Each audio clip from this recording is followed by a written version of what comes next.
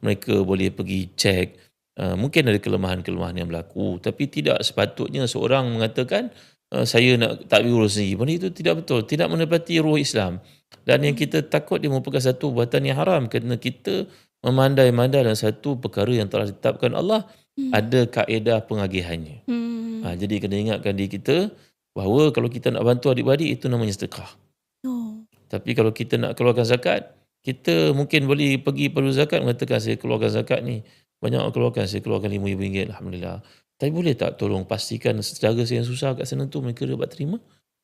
InsyaAllah zakat akan bagi kerjasama. Saya yakin zakat mesti ada mekanisme ke Hmm. arah macam tu kan. Mm-mm. Saya pengeluar zakat tegar dah 10 tahun saya keluar. Hmm. Tapi bahawa saya tahu ada keluarga saya susah kat tempat sekian-sekian.